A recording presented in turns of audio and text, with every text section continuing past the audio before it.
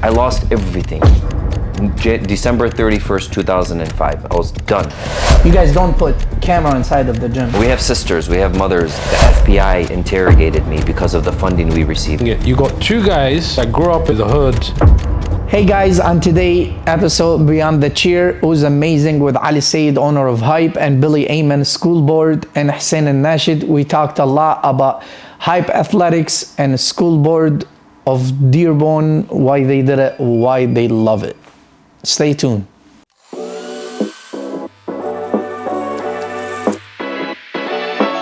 Hey guys, welcome Beyond the Cheer with Ali Sayed and Billy Aymen and Hussein and Nashid. Now we gotta give Ali Sayed crispy haircut. That gotta be the best one in your life, bro. It's gonna be the best one I've ever had. Okay, Ali, I have a question for you. Talk to me. Do you always wanna own a gym, or that idea came later? When I first started, it wasn't about a gym or an athletic center. It was just about programming for, kids and adults, drug-free, violent-free, and diverse environments. And just really focused on kids and adults, organizing programs that brought them into a safe environment. But by 2005 was when I first initially said we need to have a home. And it's a funny story. I brought about 60 people, and I rented out a restaurant, and I brought about 60 people to this restaurant, and I presented this business plan back in the day before ChatGPT, and you got to write all this stuff out. You actually had to think. But yeah, so I put this business plan together, and I asked the community for $5 million in investments. I think I was 24 years old at the time. So, I want to know, did they give him the investment or not? Actually, no. Yeah? They did this. Inshallah, Ali. Inshallah, ya look. I wanna know, how you guys met, you and Billy, because I know you guys always together, you guys build the gym together, but I wanna know, how you guys met. Absolutely, man. I moved into the neighborhood he lived in. What neighborhood? The real genuine neighborhood, the best neighborhood. It's the Oakman School Elementary School neighborhood right there off of Chase and Warren. And he was living there. My dad, got us there when I was about 3. I met Billy when I was about 4 or 5 years old. He's 1 year younger than me, so I was the cool kid, and I used to have to protect him. I always hear he need to make you older than him. He is older. What is that? This guy, he just thinks he's funny. He's losing his hair, so he wants to make me look older, I guess. I don't know. Man, if you guys dealt with Ali Sayed as long as I have, you'd lose your hair too. I was going to say, how comes one has his hair and one doesn't? We could tell who's the stressful one. All right. It's more than a gym. Hype, athletics. Talk to me about, you said there was a need to keep kids off. Why you? Why did you care enough? It's the path that God put for me, to be very, very blunt, as to how this all started. We were young men. We played in the neighborhood, at the park, on the streets. And, growing up, I always used to play with the Arab kids from the neighborhood, the white kids from the neighborhood, the black kids from across Tyerman. Whoever wanted to play, I played with. I didn't care,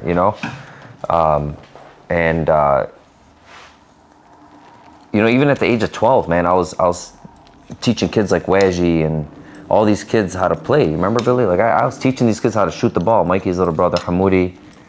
I was teaching them how to play basketball. I just loved sports, man. Not knowing that the path that Allah was going to, bless me with was going to be this. So right when I graduated high school, I was 18, 19 years old, man. I called all my boys, Billy including, and I said, guys, I need help, man. I want to put this 3-on-3 basketball tournament together. Kind of like the Gus Macker. People remember the Gus Macker. I played in the Gus Macker, and that's what encouraged me. But the problem was, every time there was a tournament, we watched a fight. People were fighting over a basketball game. Right. Not my age group, the older age group, right? I was still in high school. So they eventually canceled it. They used to have one in Dearborn. They canceled the Dearborn Gus Macker because of the fights that constantly took place. And I wanted to play it. So I called the boys. We ended up having this very, very successful tournament, and it was the mission to provide a drug-free, violent-free, and diverse athletic environment that promoted unity, acceptance, and tolerance. I want to ask you about that. I want to ask you both about this, to be honest. Sam, before you ask that, Go on. I gotta ask Billy. Billy, I know you always work with Ali, like at the gym. You guys been a long time. What made you you want to be school board, and why? What's the reason behind it? So like the district that I'm on school board for Crestwood, I've been coaching football there for about 12 years now. And then the involvement like through hype in the community. It's always, Ali used to have this theory, partner or perish, okay? And we always used to live by it since we started hype, partner or perish. Either partner with somebody or it's just everything's gonna perish. Working in the Crestwood district, majority of those kids who now come to hype because we're in Dearborn Heights, when the opening came for school board, I applied. I sat down with Ali actually before I did. I said, what do you think? He said, apply. You get it, you get it, you don't, you don't. Yeah. So I applied and I was appointed because there was a seat open. And then 2 years later, I mean, this last election, alhamdulillah, I ran. Nobody ran against me and I got it back in again. But I did it because of the kids. Like now my kids are in this district. My wife works in this district. You know, it's my turn to now start giving back to these kids the way we've been giving back for so long with Amen. Through hype. Do you like it? I love it. I love it. You know, I still coach football. I'm still involved in a lot of the sports through the high school. A lot of these kids are hype kids, so I feel like I'm doing them a service too. I mean, it feels good. You know, if I can just jump on that, I just want to say that he's always been selfless. He doesn't care about himself and cares more about others. And when he told me he wanted to run for school board, first I had to sit back for a minute and think about it, and I said, there's no one better that's going to care more about these kids than you. I mean, he's proven it. I think with both of you, it seems to be a theme about caring for community, and that's, okay, 23, you said you play with the kids across from Tyreman. I don't know the area really well, but I remember when I was shopping around for a home, when I first moved to Dearborn, every realtor wanted to keep me away from that area, like Tyreman, you know, Greenfield, Chase, because they say it starts to get rough in those bits, right? You're not West Dearborn, let's say, right? I'm thinking that's kind of similar to where I grew up to, where most Arabs that first came, whether it's here or whether it's Europe, you're not put in the nicer places, right? You're put in a place where you're mixing with cultures that are not your culture, people who are not your people. You see violence, which is not common to us, you know what I mean? So the way I saw it growing up, and I'm talking, you know, you're saying 23, you're thinking like this. I want to know 19. Right. So I'm thinking 19, we were in the clubs, we were fighting, we're doing all the things that you do in a Western world. That's what a normal 19-year-old kid is doing, right? Even for us as Muslims, because we grew up in this Western world, that's what we were doing, right? What was different? Like if you were now to look back and you were to say the one thing that made me different to all these other 19-year-old kids my age, you said there was a tournament, ends with fighting, right? So why was your brain thinking different? Is it you had older siblings, you had parents, you had a community? What made Ali Sayed and Bilal Aymen just stand back and say, this is not the direction we need to be going in? I mean, our upbringing was very similar to the black kids, to the white kids, and to the Arab kids. I mean, you know, growing up, being born in the South End, you're at what some would presume as the lowest part income-wise in the city, but it has the most love, the most heart, the most origin. You know, so having that mentality of you know, we're all the same. We didn't really look at skin color. I think we're in a generation that wasn't really, didn't look at skin, didn't look at race and religion. We're all, you know, when you're all the same, bro, it doesn't really matter. I think that's what really the trigger was. Now, did we have our problems every so often? Of course, man. Yeah. Any gym, any place has a lot of problems. Yeah. And how you guys let, like your members They always coming back. You know, any business guy, he love his members coming back, keep coming back to him and get more. How you guys put all these together and make membership? Like when I come to the gym, I'm really happy. I see a lot of like customer service. I see a lot of things I don't see it in different gyms. We try to make you feel welcome, man. Everybody is welcomed. It's a safe place, you know. I mean, look at it from two perspectives, right? We have to sustain our operations, you know. So as a nonprofit organization that caters to all, regardless of race, creed, ethnicity, religion, we don't 100%. Care, you know. But at the end of the day, we have to sustain. We'd be foolish to restrict, you know, who comes and who doesn't come. As a matter of fact, it's important as the world grows, and the world is becoming more and more diverse. And really, as much hate as we see, more love is growing than hate. 100%. My question for you, I think it needs a little bit of a background, okay? Not self-hating on our community or anything. I love our community, I love our people, which is why we do everything that we do collectively. But there is still also this,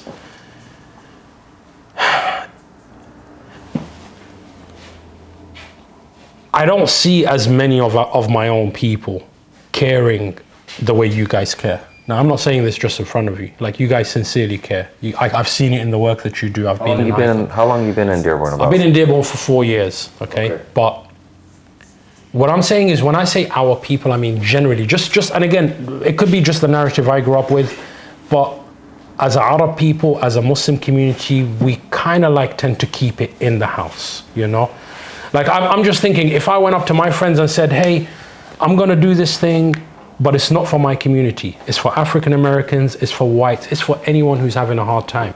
Well, we feel like we are doing it for the Arab and the Muslim community because we have to be the bridge builders. 100%. Correct. If we don't, who's gonna? So talk to me about, like, I'm interested in the challenges that you face from your community as going and doing this, which is completely out of the box, if you really want to think about it. I'm gonna be honest. Like, you gotta know our upbringing. You know what I'm saying? When we were growing up, our parents are the ones that paved that way for us. You know what I'm saying? For example, Ali's dad would walk the neighborhood, and if he'd see that somebody needed something, he doesn't even know you got it. Or we were just talking about the other day about the gardens and stuff like that. He would go to people's backyard and plant stuff in their gardens if their garden didn't look like it was full. So to me, that's not a normal upbringing. I'll be honest with you. My dad used to drive people to the mosque, and I used to always think, who are these people? I think that's an extraordinary upbringing. Yeah. That your parents that's how we were brought up. Take you, care. And that's the point I was trying to get into, because when I try to instill these values of caring, and we speak about this sometimes, like, how do you motivate people to actually care about community, right? It's a struggle. Sometimes you have to show it. I want to tell you, Hassan, and I appreciate that question, but, like, you know, barber teeth cuts for everybody. Yes. It could have easily been an all Arab salon, you know, could have been whatever, but he's the bridge builder, right. You know, because people have entrusted him with, you know, a lifestyle, right. You know, so in our community, believe it or not, we have a lot of heroes, a lot of people building bridges between each other. Let's start with each other. Right. The Lebanese, the Yemeni, the Iraqi, the Syrian, the Egyptian, the Jordan, the Palestinian. Bro, we have our own work inside. Correct. Right? And then you got to go to sectarian. I don't want to even say it, but we got to go to the sectarian side. Mm-hmm. We got our own work, bro. Right. You know, but there's a lot of people from schools, people from nonprofits, people from the masajid, all masajid, wallah. I mean, you got people like, and I'll never forget this. Till this day, I thank him for it. When my first daughter was born in Beaumont Hospital, this imam comes. I don't know who he is. You know, I've never seen this guy before. I was 26, 27 years old. And he comes in, and I know what to do, right? I know what to do, guys. Adhan and Iqama, yeah, right? And as much Quran as you can in their ears. Let that be the first thing they hear. But I asked him, I said, did I do this right? And he started telling me more and more and more to do. You know who that was? Sheikh Mardini, Imam Mardini. I love him. He's from the Sunni community. I heard a lot of, not fun of you guys. I heard a lot of good thing about, which that's what Dearborn or Muslim community they care about, which the private gym for the females. Yeah. How you guys let like all these people like trust that gym? You guys don't put camera inside of the gym. No, of course not. We have sisters, we have mothers that all muhajjabin. How you guys put that trust in people and come to your gym? They feel like I can come to that gym. How did you build that? So this is where hype, although we don't have to say the Islamic center of hype, for example, this is where our actions have gained the trust of our community. Not just Billy and I, but the whole team. 100%. I can't tell you, man, like all of our staff have the same personality as us. Wahiyat Allah, it's crazy. Kullun, they're nice, they're caring, they're not aggressive. We don't keep people that are aggressive. They don't last. Wallah, they don't last. 100%, 100%. You want to know something? So I came to these guys. I told them, Ali, you know what, Habib, I need to do like a big. That's a couple days ago. I need to do like a show for barbering, and I need to use that gym. You know what his answer?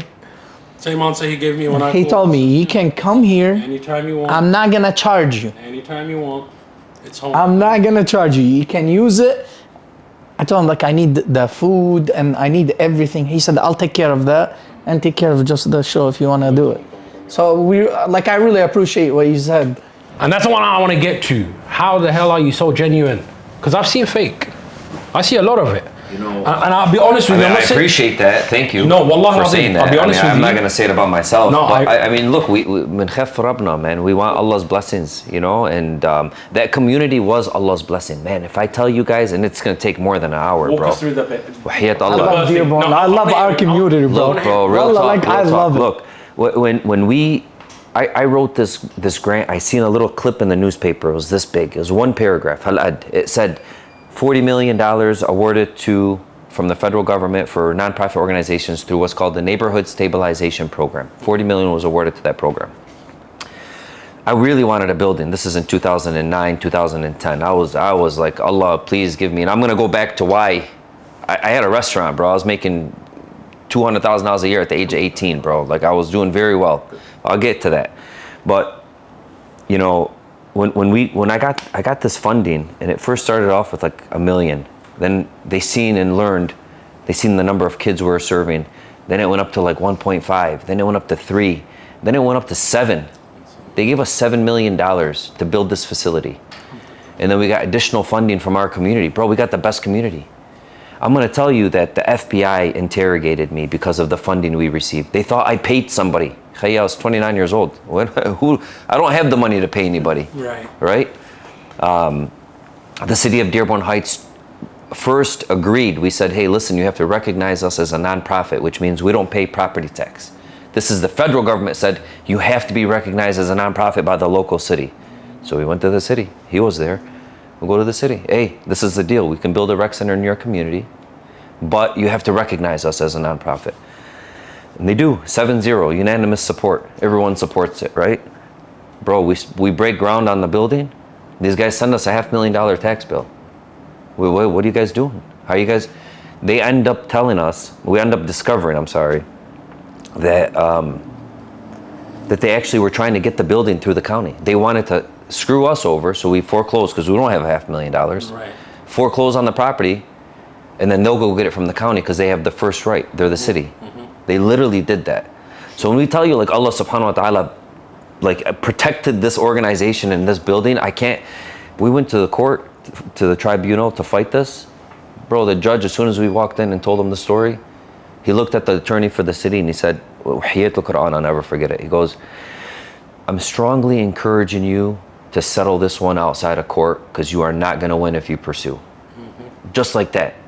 This jerk attorney who went to Dearborn High, I found out afterwards, comes out after and completely changes his tone with us.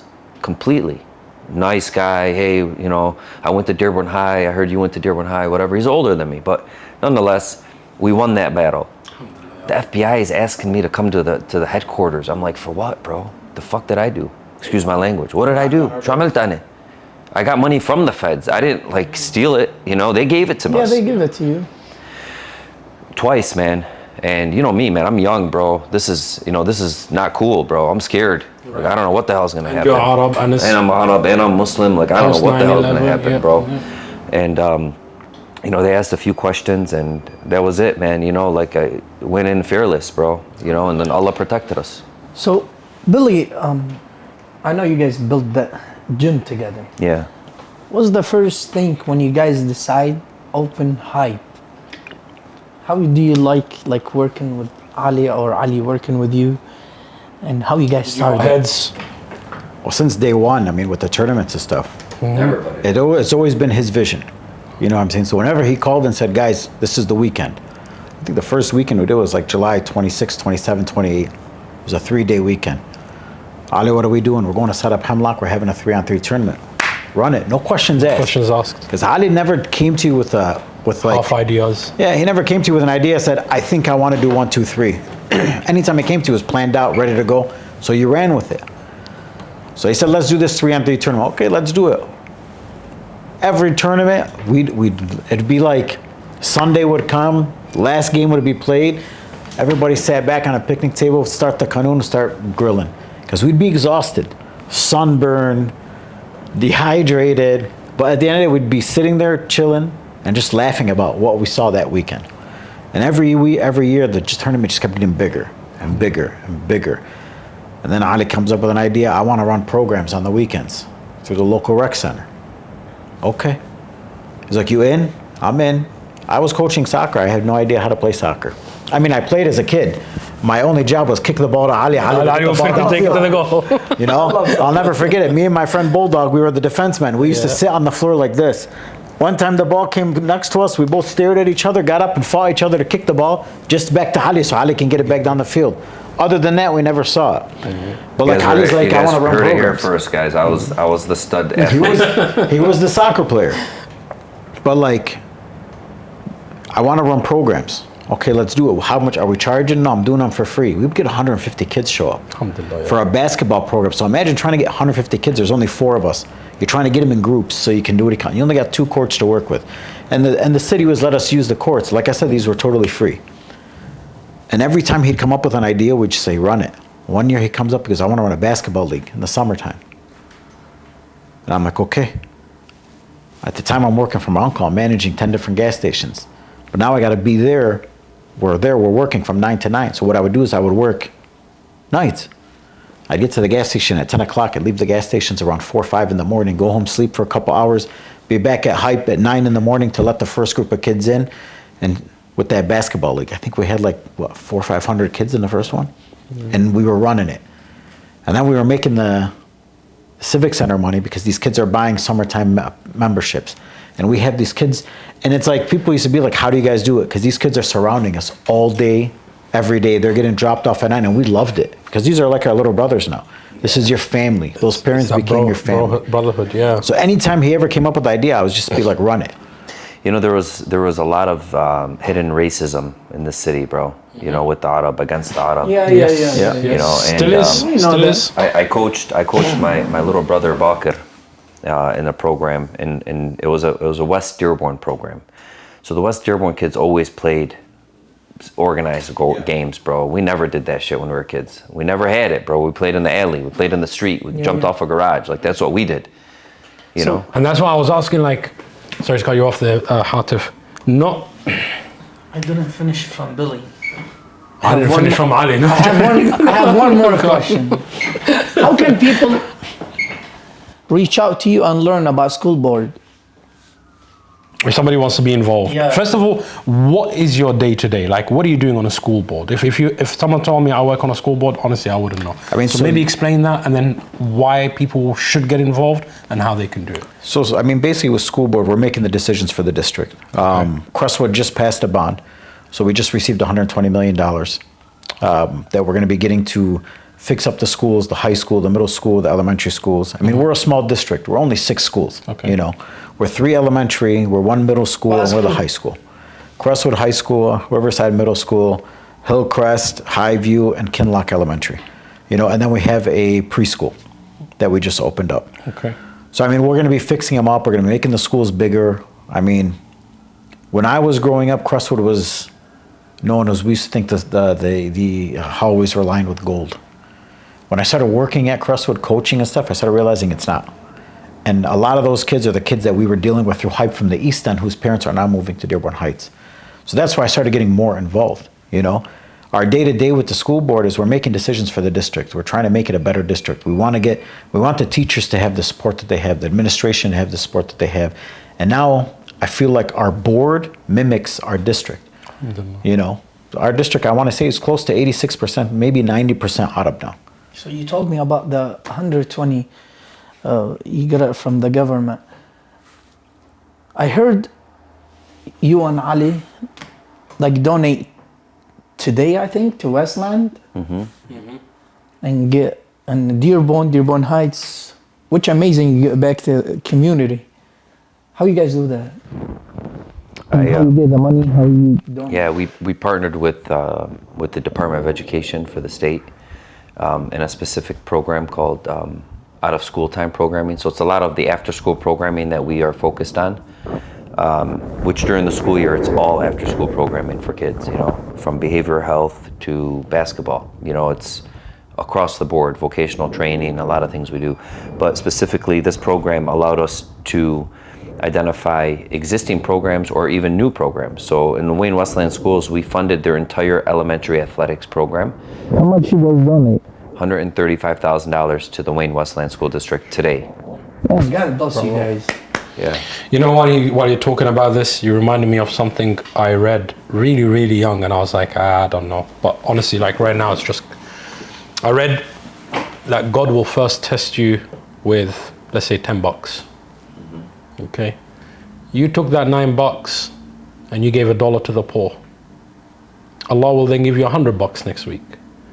And he wants to see, are you still just going to give $1 to the poor, or this time you're going to give $10 to the poor?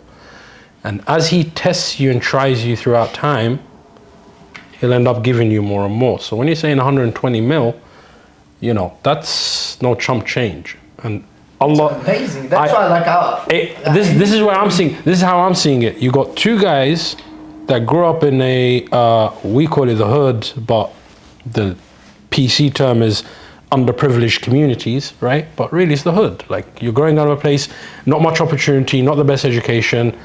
But you know what? I had the best education. Yeah, we had the best education. But you know, we didn't look at it like that. No, Yeah, to us, it was paradise. Yeah, but that's We made. call it the hood. Yeah. We're living, man. Yeah, That's we what I'm were- saying. No, I'm talking about how it's perceived, right? There isn't like, I don't know, I don't see many people that leave. Like, I'll give you and an come back example. and want to make a change. But you guys stuck it out, and you did. And you started off with Alhamdulillah. the tournament that was for free. Sincerity was there. People saw results. You got more. People saw the same consistent results. Ali and Bilal didn't take it and put it in their pocket. They actually went and put a beautiful building in our community that supplements this community, right? And it grows, it snowballs, and it keeps moving and moving into a bigger thing and bigger thing. And Allah subhanahu wa ta'ala, this is why in the Quran, Allah says in the Quran, Bismillah ar-Rahman ar-Rahim, لِيَعْلَمَ اللَّهَ الَّذِينَ آمَنُوا. So that God can actually see which of the believers truly believes. I'm going to keep giving you, Yeah. 100%. you know? So kudos to you guys on that point, you know? When I called you, you told me you was in the meeting of like kids, like the little Special needs. yeah. You told me like you want to bring them in and whole family to Hype, and you, how you do that? And That meeting is tomorrow. you have it tomorrow? Well, one of the meetings when what we were talking about is tomorrow. But yeah, so Tell me about I have a passion for kids with disabilities, that man. one. It's amazing. Like Yeah. we see kids like We actually, it's so crazy, bro. This guy worked at Edsel Ford with a class of all special needs kids. Like that was a job for him at one point. And I have a passion for it. Wallahi, we never talked about it before. I love kids with disabilities. I love them too. That's why I'm asking you. We give them That's- jobs. We give them training. There's a school at Make them Hype. feel better. Man, we love them. Not better, just make them feel like they're not different. But you want to laugh. They're is normal, one of the you kids that works for us, we call him Mo Money, was one of my first students when I started working at Edsel Ford. He's the first kid I met. Please teach me how to play basketball. That's all he used to tell me all day. Muhammad, just focus on your writing. Please teach me how to play basketball. I started like, yeah, I'm gonna focus on your writing. That's all we used to talk about. And then one day so Ali called me up one day. I was working at the time I had moved to Fortson. And I was working with a different group of kids at Fortson. This guy calls me up and he goes, remember that thing I filled out? I told him, yeah. He goes, I got it. So I was quiet on the phone. I was typing something. He's like, what are you doing? I said, give me 5 minutes. Called him back. I said, I'm on my way to the office. We had an office on Michigan Avenue. He goes, what about work? I told him I just resigned. Literally, walked down to the office. I handed him my resignation. They said, when are you leaving? There's only 2 weeks left of school. I said, I'm leaving now. I'm gone. I said, my calling. My dream just happened right now. You guys want to yell at me? You guys want to fire me? You guys want to do it. But the phone call that I just got, we've been waiting for my whole life. And I literally walked into the office. We got a substantial, opportunity in 2009, 2010. Yeah, mainly 2009. So like a couple years after we opened, Dearborn Schools calls us up. They need a room for kids with special needs. We're like, okay. Ali right away, he said, I'll make it happen. I turned a room into a classroom for them. Man, these kids are the best. Well, God bless you both. I'm telling you, these kids are the best blessing ever. Like I wait every day till 11:30. 11:30, they all come down for lunch. And I stand outside by my door and each one of them walks by. Mr. Billy, Mr. Billy, Mr. Billy, Mr. Billy. Hey, how you doing? And you have conversations with them. They are. Think about it. These kids know nothing wrong. They know nothing wrong. Everything to them is pure. Everything to them is pure. Like, how could you not? You can be having the worst day ever. Go sit down while they're eating lunch and listen to their conversations. Like, they're laughing about peanut butter and jelly. They're laughing for an hour. You know what I mean? So, when you guys first opened the gym, what you wish you didn't do in the beginning? Like, if you could go back, what would you do? Yeah, if you go back. Something like... Not a damn thing, man. Wouldn't change anything. Wallah, not a damn thing. Listen, everything happens for a reason. Yeah, 100%. Everything, alhamdulillah, happens for a reason. Life teachers.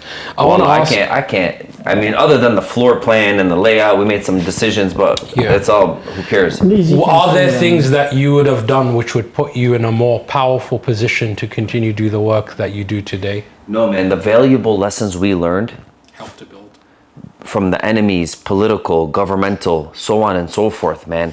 The enemies that came after us were visibly to us like our struggle. That was our struggle. And it made us so strong. There is nothing we would change. This is 100%, that building is from Allah subhanahu wa ta'ala, period. Let me ask you my question, which Hatif keeps cutting me off on. Sorry. Okay, no, see, like, this is very personal for me, just so people know. Like, I grew up as that kid. Wallah al-azim, I wish we had a hype. I wish I had a hype too. I wish to God, not half, say 80% of the things that I did wrong in life, 80% of the things that I'm still trying to change about myself as a human today would have been resolved if we had a hype in our community, right? We're very underserved, extreme racism towards minorities there, majority Muslim community, literally Dearborn, but replaced the Arabs with Indians and Pakistanis, right? So it was all Indian, Pakistani Muslims, Britain, right, where we grew up. So I was actually just yesterday talking to one of my boys about this from the UK, just catching up, back in the day kind of conversation.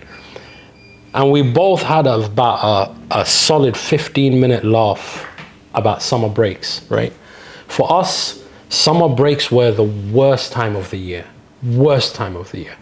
Because all your other friends, after the summer break is done and they come back from school, they either got new shoes on, new clothes, new conversations and pictures from going to Spain, going to Morocco, going to wherever. And as an immigrant child, especially with us, the small Arabs, we don't have 1 or 2 kids. Like, family come with 7, 8, right? And you're trying to now live in the most expensive city in the world, if not the second after Tokyo, right? So we grew up very underserved community, and we would hate summer break because those would be the longest days with nothing to do. Like, we couldn't go anywhere. The swimming pool wants money. This guy wants that. This guy wants that. This wants that. This wants that. And you're in a very kind of a tough pickle, right? So with that being in mind, and why I say it's very personal, because I always check myself, right? Alhamdulillah, religion did me a lot of good, right? Still a messed up character, but there's a lot of friends that I run into now, and I see them. Some of them are doing amazing, but some of them are doing really bad. Like your heart breaks when you see them, and then you think, could I have done anything to change that person? So my question to you guys, coming from a background, which again I don't say they're the same, but they have similar challenges. Do you see people around in Dearborn today that you think, I wish he would have jumped on board with us? It could have been different to them.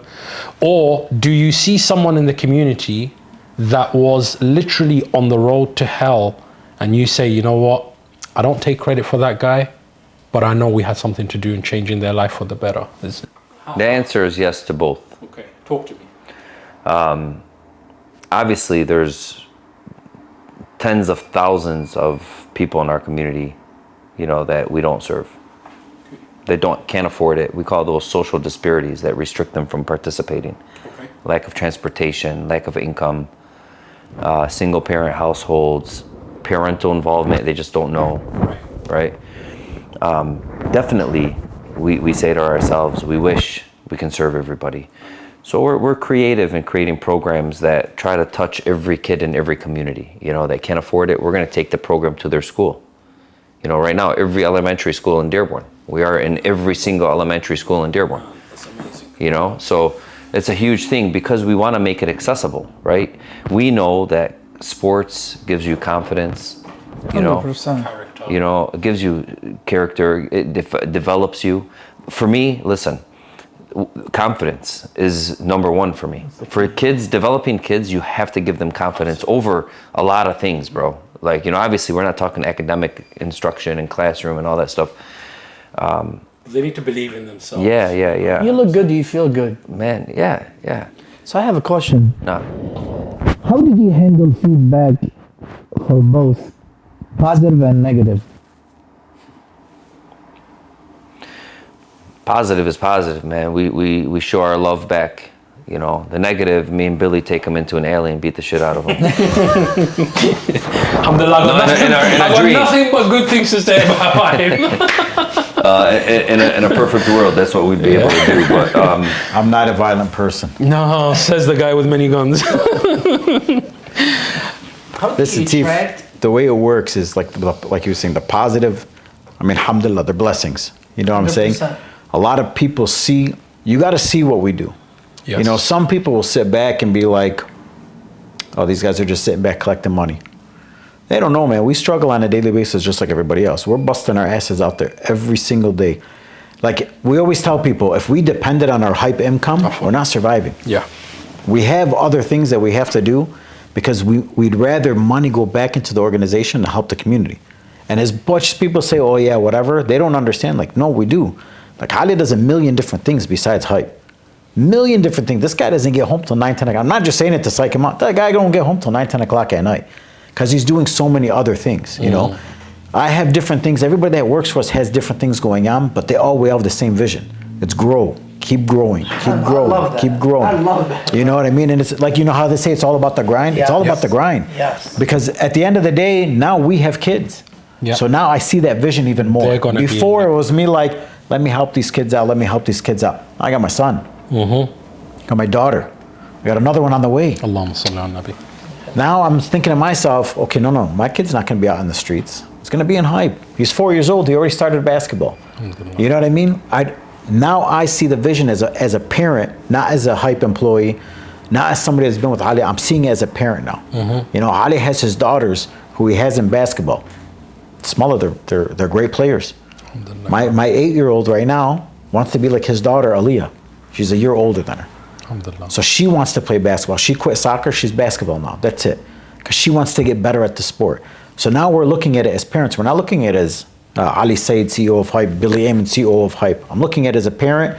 Now I'm keeping my kids off the street. Now we see what it was like. Like what Ali said earlier, you keep these kids out of the street, keep them doing wrong thing. At least they come and play sports. Yeah, like people will be negative be from healthy. sitting from the outside. You can be negative all you want. You literally have to come stand next to us to see. I get the Hype every day at 4:30, 5 o'clock in the morning. He gets the Hype same time. Who You know what I mean? inspires They don't you understand guys? that stuff. Who's your biggest inspiration to keep just pushing through? Because everybody has a burnout. Who's your biggest inspiration? To be honest, my family. Would you say the same for you? So let's say me, I don't know you guys. I just came to Hype, or me and Hassan. He always gonna be with me. So, baby. We just came in. I don't know you, and I need to make a membership. How you guys attract me? I mean, you're a businessman. You're a businessman. Real life scenario. How you guys gonna let me be attracted? You know what? I need to be at Hype. I'm gonna tell you that if you're happy when you see kids, you know, playing on the basketball courts, if you're happy that you can go work out in an area that's not gonna be filled with kids, like you have your own space, but at the same time you feel like your monthly membership is helping those kids, you know, and at the same time your fitness goals are being met, your relaxation goals are being met. You want to do boxing, you can do boxing. You want to do whatever you want to do, basketball, you want to do sauna, steam room, you can do all that. Just know that every dollar you're putting in is also helping these kids. So far, alhamdulillah, so far, you know, we get members that come. We sign up hundreds of members a month. It's subhanallah, it's unbelievable. We lose members too. It's not like a perfect It's always world. like that. Business. Yeah. But everybody that's there, bro, they get it, man. I'll be honest with you. I went to Hype the very first time because I need to get hold of Ali Sayed. That's the only reason I went. Okay. So I know Bilal's there. Called him and says, Ali in the building? He said, yeah. So I came in, right? I thought it was just a gym. I've never really been in the building. I drive by it, you know. You can tell I don't go gym, right? So I was like, it's a gym. I'm not gonna go in, right? What am I gonna do in there, right? But I did. I went in to see Ali. They said, okay, Ali's in the building. You can wait for him around a bit. Actually, in that day, I didn't get to see you. That's when I came back the second time. But I browsed a little bit, right? So you're saying, you know, how do you feel when you're in Hype? So I browsed it a little bit. I saw the basketball court. There was one. MashaAllah, I didn't know there was like 5 or 6 more. But again, I was just impressed by the one. I was like, wow, this is a huge building. The next time I come around, Bilal was like, this is nothing. Let me show you the rest of it. Okay. I like the fact that everything is happening under one roof. And more than any of that, I like the fact that it's money which goes directly back to my community. Directly back to my community. And I can tell you, you can see that. You can see that in Hype. Again, for me as a Muslim, the most diverse religion on earth, if you say, right? If you really want to take it there, really right? Is, yeah. Really is, right? So as a Muslim, when I walk into Hype, this was my first feeling, right? Again, keep the gym athletic out of it because I don't feel nothing for that part. But I cannot tell you how immensely proud I was of you, right? And sincerely, hand to God, I was so proud because I saw whites, I saw African Americans, I saw females, I saw males, I saw kids, I saw elderly people. And I'm like, this is the most beautiful masjid that we have, but it's not called a masjid. Hype, it is a community center, if you were to ask me. And again, I speak as an outsider on most things, right? So I don't know if the sentiment is shared with everybody else, but what you guys built, I know we keep saying gym, it's more than a gym. It's more than a gym. It's 100%. More than a movement. It's a community. And it's a family. It needs to be recognized. It's a family. Right? Go stand in the weight room, and you're watching a bunch of people interact. Arab, white people, black people, high five and everybody hands, helping each other out. Me personally, when I see that, I love it. I love it. I love it that that somebody can walk up to a guy and say, "Hey, can you show me that workout?" And they'll show you the workout. Or somebody spotting one of the kids that's doing a weight, and you know, you're looking at it, and like Hadi said, it's all about diversity. I actually got walked around the building on my first time. I thought the person walking me around actually worked in the building. It was just an African American brother. I walked there, I was like, is Ali in the building? He's like, no, he's around, but I can give you a tour. So I was like, yeah, you know, walking around. He's just a person. I see him a lot. I said, well, I'm going to point him out to you. But I told him, I was like, you know, so how long you been working here? He's like, I don't work here. I come out. I use the space. My question for you guys is this. You're Muslim. You're clearly proud of that identity. You're Arab. You're proud of that identity. You're American. You're proud of that identity. But there is always going to be a time when there is a conflict between these 3 different identities that you carry at the same time. Did you ever get to a cross junction in the vision for building Hype? I know you keep saying Allah, everything, right? Absolutely. But did you get to a point where you kind of felt there was a decision that had to be made? It's going to conflict with my religious identity. How do I handle the situation? And then how did you handle that situation if something like that did occur? Or is it no smooth sailing? There was no conflict? No, man. No, nothing is smooth. Bismillah, talk to me. Nothing is smooth. So personally, for me, as I have mentioned, I used to own a restaurant. I bought it when I was 18 years old. It was my high school co-op job. And it was a small little cafe inside of a hotel. I met with these owners of the hotel. First, I was working for a guy that owned the cafe.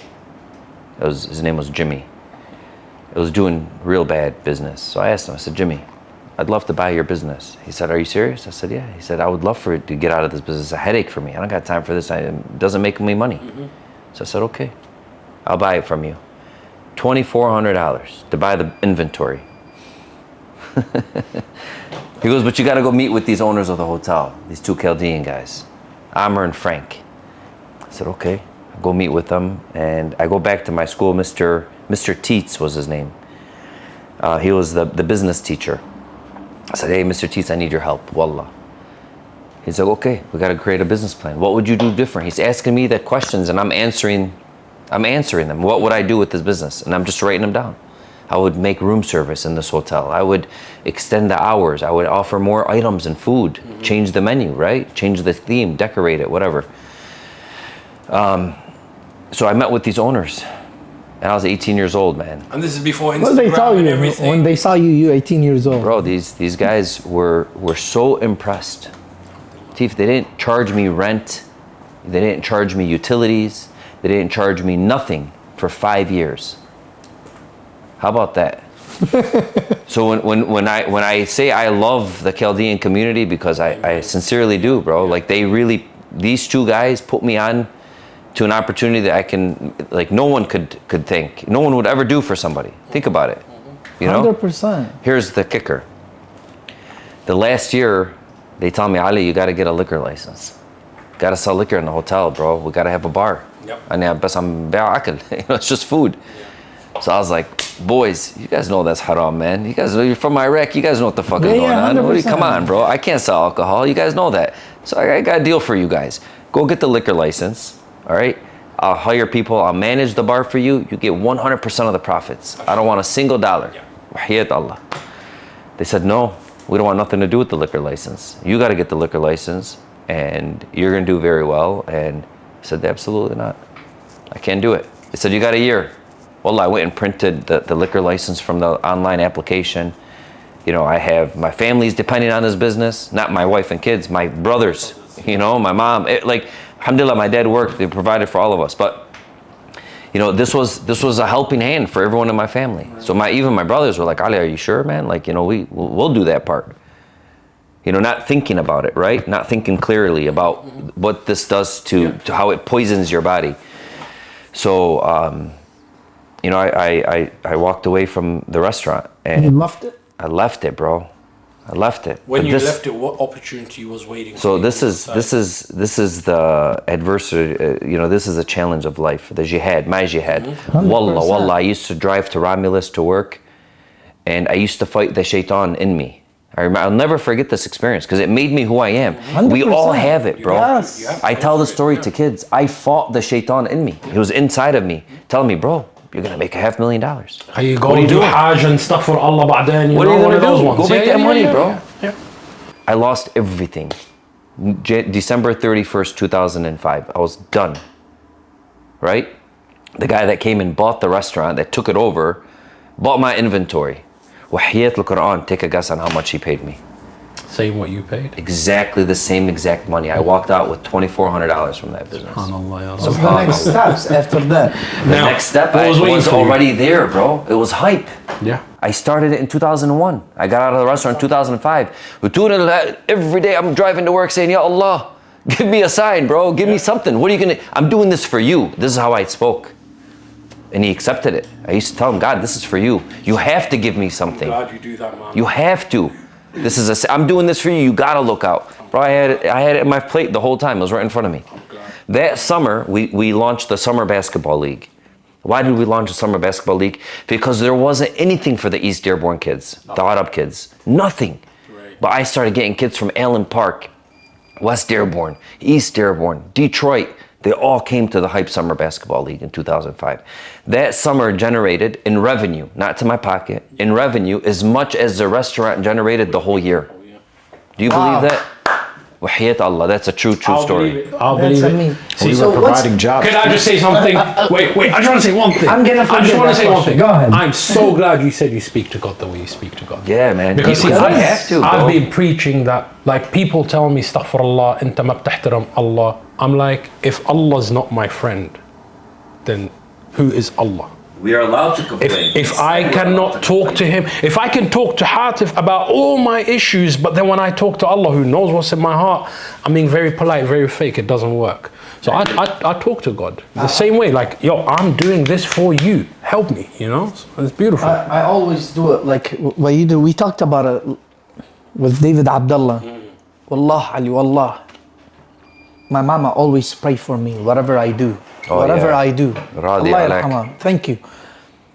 الله يرحمها توفت امك؟ Yes. الله يرحمها عفوا. Any move I need to make, I think Billy, he knows when I first started. Any move I make, أقول يا رب سهل علي. That's it. And I go all in. I don't speak, I don't do nothing, bro. And I just go all in. And everything comes like amazing. That's beautiful. Man, I did it. And I win again. And I did it. What's the biggest goal you haven't reached yet, but you're working towards it? If you can share that one with us. No, this one, because you're too smart and I want to know. a secret, but yeah, absolutely. No, it's no secret. It's no secret. Look, as a Arab, as a Muslim, as a person whose name is Ali, right? Like I find it very important for me. Like we got this facility in Wayne.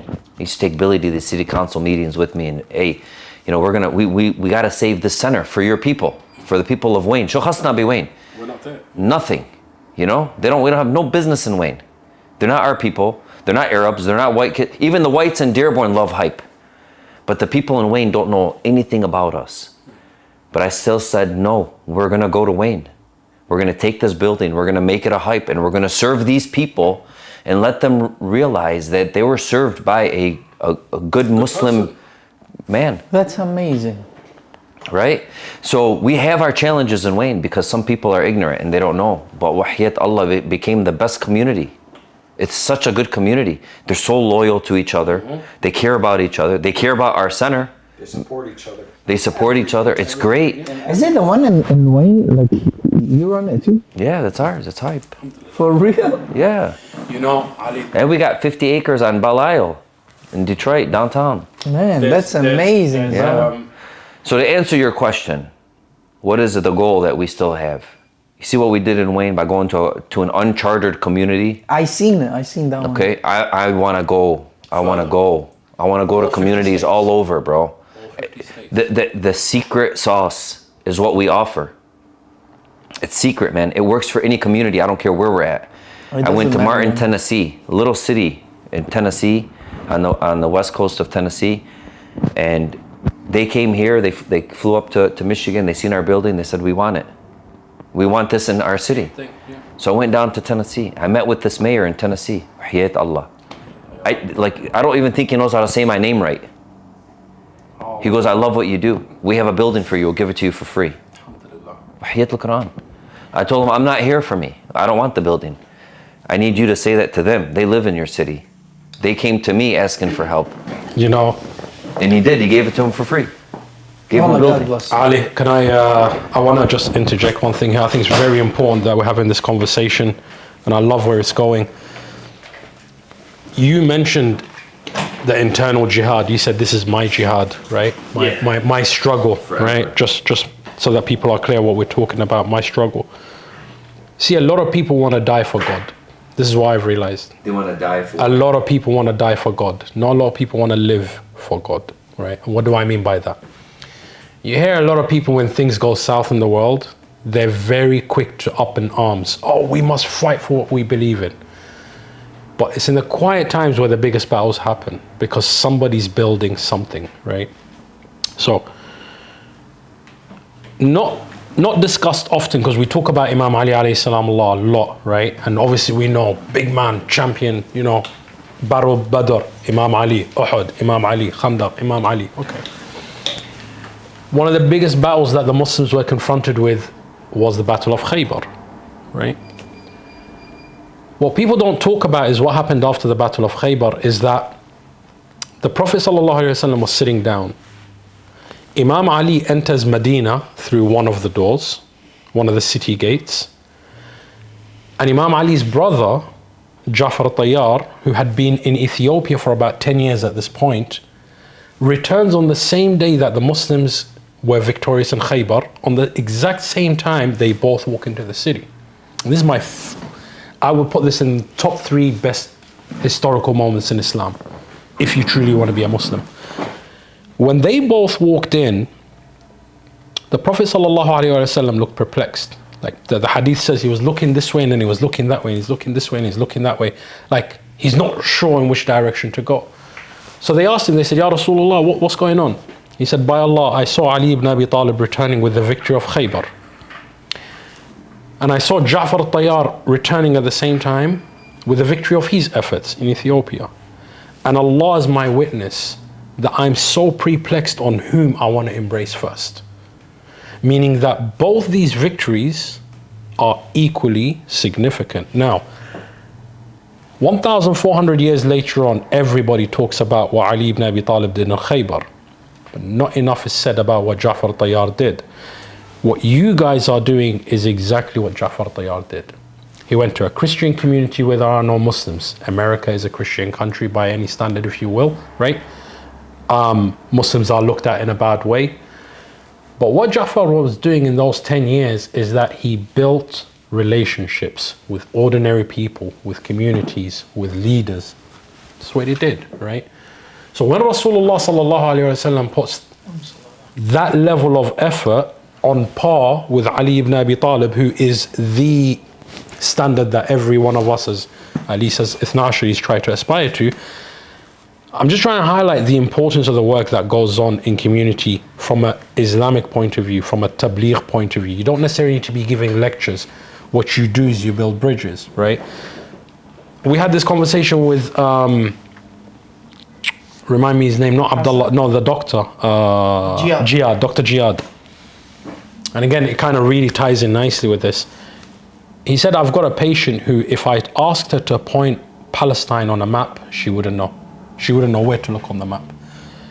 But when I told her I'm going to help out in Gaza, she took out $100 and she's crying and she hands him over $100. Yeah, she says, please give this to them from me. Wow. You know? So these small battles that you're winning every day, trusting God that they're for a right cause and trusting God that you're doing good. Because even our US military has an entire battalion for this. It's called what? Hearts and Minds. That sometimes if you want to win a battle, you don't have to necessarily kill the people, just change the values that they have here. You got to change their hearts about us and you got to change their minds about us. And I think, especially in America, post 9/11, you know, I've lost count of how many times, every time something goes wrong, they say, Dearborn, the hub of the terrorist organization, right? Funny enough, there's an article about me printed in Israeli newspapers from last Ramadan, right? In the hub of the terrorist, or the American terrorist city, Dearborn, you know, this guy is talking about the resistance, right? So I think it's phenomenal that you go to a place like Tennessee and you're giving them something that was started by Arab, Muslim, Americans. Let them tell you about St. Lucia. Talk to me. I've got so much to hear. Tell me. No. So same thing. You know, the little Caribbean island of St. Lucia, beautiful place. They had sent a delegation over to Hype, and then they requested that the delegation stays with me for a month. Not with me in my home, but they, you know, hotel near Hype. And the intention was to learn about how we did things so that they can go back and serve their community. I do this for probably people from 80 or 90 countries already. But St. Lucia significantly made a change because they were so into it You know, they sent a worker. This worker's learning how to use our front desk, how to sign up people. It's crazy. It was everything that this kid did. Nias Alfred. And then the government asked me to go there, to go to St. Lucia and help them start a program. That's amazing. Bro, it was so cool. So I go there and I have a meeting with like their president. You know, it's a big deal for them. You know, a lot of people that live in that country have never met their president. So the secretary says, you know, we've allocated about 2 to 3 minutes. You know, so I go in there and it's this tall white guy. The whole country is black. It's this tall white guy. I'm like, I didn't expect to see you. You weren't the face I thought I was gonna see. So he starts laughing and he goes, tell me about yourself. So I tell him about hype, blah, blah, blah. It's all the good stuff. I was like, man, you look like a basketball player. He's like, I played in Canada. I'm from Toronto. I played basketball there. I played with Bill Lambert. I started naming all these people. I'm like, are you serious? He's like, yeah. So at this time, Toronto Raptors in 2019 were in the NBA Finals, like actual championship round, right? So this 3-minute meeting took an hour and a half. We're just chilling. This guy fell in love, man. I mean, he was the coolest president I've ever met in my life. He was just so cool. Hey, he canceled everything. People were knocking back and forth. He's like, I'm cancel. So I just threw it out there. I said, where are you watching the game tonight? He's like, you know what? I'm going to this, told me this Japanese restaurant on the island. He's like, come join me. I was like, I'm there, bro. I'm there. So I watched this game with the president of this country. He goes, I want you to come back on Monday and I'm going to have a meeting with my entire cabinet. So cabinet would be like, I don't know, everybody, yeah. He goes, I'm going to give you about 5 minutes. Bro, another hour and a half goes by. I'm telling these guys everything about what they need to do in their country that would make it better for their kids, and they're in love with this concept. It's amazing idea. They gave us as in the hype brand there, $250,000. Here, that's like $2 million. You know, $250,000 to launch our programs in that country. I would love to take you to South Africa, and I would love to take you to Australia, because those are 2 places that would hugely benefit from the work they do. Billy, you know, everyone kids, love to take care of them. What's your goal in your school board, like in a couple of years? Like what would you like to change? What would you, yes. Or would you fight to keep something from changing? I want to know, what do you see like your goals are for the district too? Like my goals for the district? Like I've always looked at Crestwood as a work in progress. We have our superintendent who came on 5 years ago. When he came on, he was handed a shitstorm, a complete shitstorm. They had problems with the DOJ. They had issues that were going on in the district. The district was in the negative. They didn't have any money. So Dr. Musalam came in. Within the first year he was there, he saved the district like close to $2 million. Cutting programs, not like programs we needed, but there were so many things that the people before were paying for, we never needed. So he started trimming the fat. Then he started bringing in the quality teachers, the quality administration. And now we see our district going forward. I remember my wife one day, she used to work for Dearborn. She's like, I'm thinking about making a change. I said, you're going to Crestwood. Get it. She looked at me like this. She's like, I go, you're going to Crestwood. I wasn't on the board. So they're going to Crestwood. We live in Dearborn Heights, right here down the street. Hollis works out. You're going to Crestwood. 100%. She said, you're crazy. I said, you're going to Crestwood. I always submitted your resume. You're going to Crestwood. She did the interview. She loves it. You know what I mean? She went from working in elementary school, now she's working in the middle school. She loves it. I told I want to build my family. I want to build my roots right now in this district. Yeah, I'm an East End kid. I'm born and raised in Dearborn. I'm a product of Dearborn Public Schools, but I live in a different city now. I live in a different district now.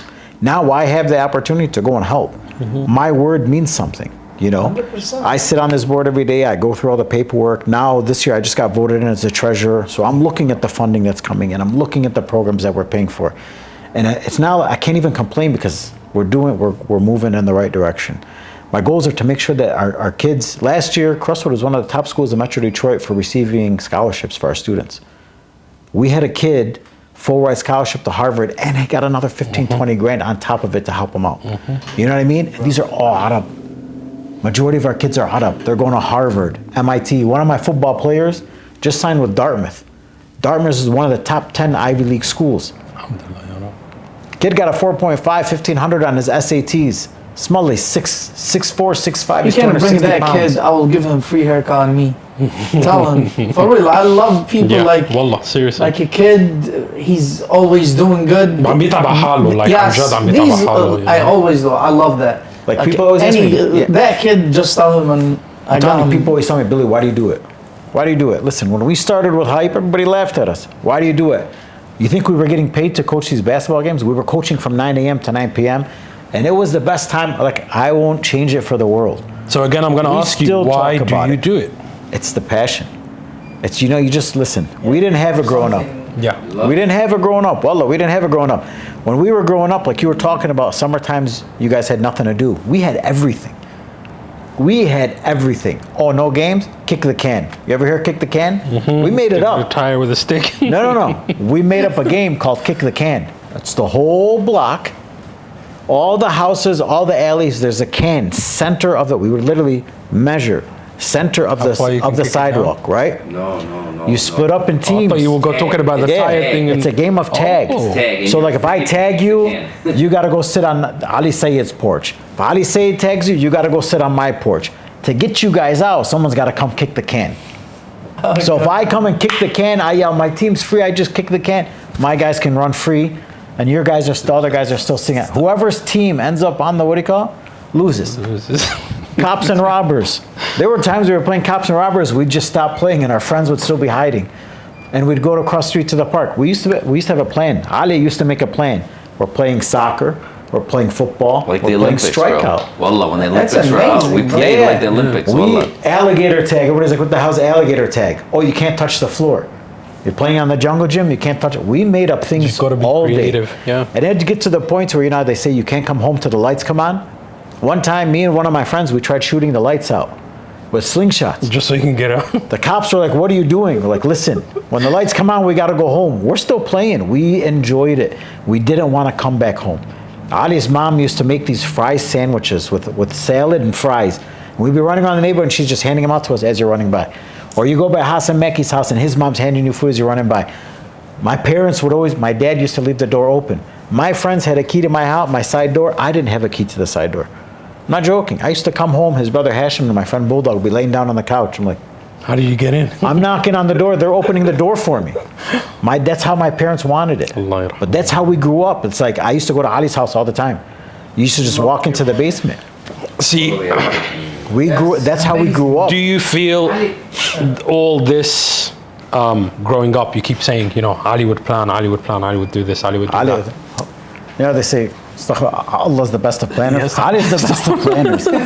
And I'm not just, and wallah, I'm not just saying it. Listen, when we have a dinner. He's not saying he's better than Allah. Well, no, I'm not saying. He's saying in his friend circle. When we have the please. circle. I want to say that. This is what I want to say. He always say, Ali, pick on me. Now you picking on me. I'm telling you. He always picks on me. Listen, we'll be planning our dinner. We'll be planning our dinner. Anya, I sit in the office. I get anal about it. I got notepad. I'm writing everything down. This guy will be like, we're doing this, 1, 2, 3, this time, this time. I just look at him. What the? Like how? And I've been sitting in my office for 3 hours trying to get things, and you already had it. It's in my head. He goes, it's in my head. That's all he would tell us. Guys, basketball league's perfect example. The guy that's doing the basketball, Ali, I don't know how to do the schedule. How many teams you got? This many teams. What? Ali writes on the whole schedule. Boom, boom, boom. Here are the times. What do you call? And it just flows. And now I'm looking at him. While he's on the phone, with somebody too, and me and the other guy that worked with, Ali Farish, we both just look at him like he's got it. He's got it. See, Allah says to Musa alayhi salamullah, when Musa first meets God, he says to him, go tell Pharaoh, just one ayah of the Quran, right? You are a tyrant. So Musa asks God, I think that's great. It's one of my favorite conversations because sometimes we talk to God like we're brand new. Like he wasn't even aware what was going on in our life, right? Like, because this is the biggest problem. So when Musa is told, go and do this big thing, the first thing he says to Allah is like, I need you to help me with these things. I need you to give me more knowledge, make me more eloquent, and help me with my brother. Make my brother a partner in this thing, right? Coming back to what you guys are saying, if you don't grow together, you grow apart. So he wants his brother to grow together with him, right? The beautiful thing is how Allah responded to him. He reminds him of his childhood, the struggles of his childhood, the little things. And then he says to him, وَاصْطَنَعْتُكَ لِنَفْسِي. I put you through all the trials and tribulations. I could have made your life so sweet, so easy. But I put you through all of that because I was building you for me and for me only.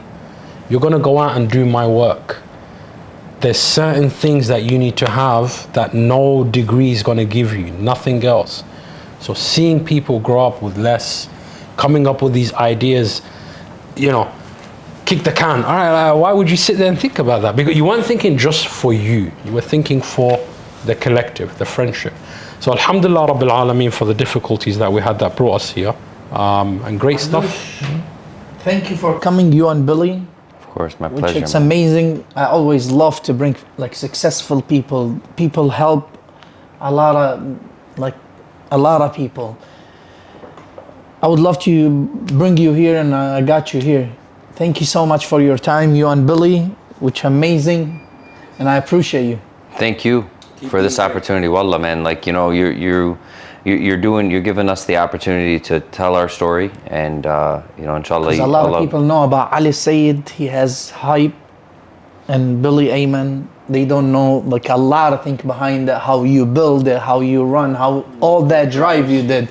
So we just share it with the people. That way people can have a lot of benefit about your gym Hopefully too. we motivate them, man. And Motivate people, 100%. man. That's the reason I did that, Go to after be your honest. goals. Just rely on God, man. I Tawakkal ala appreciate you, Allah. Habibi. Thank you so much. Thank you you, so man. much.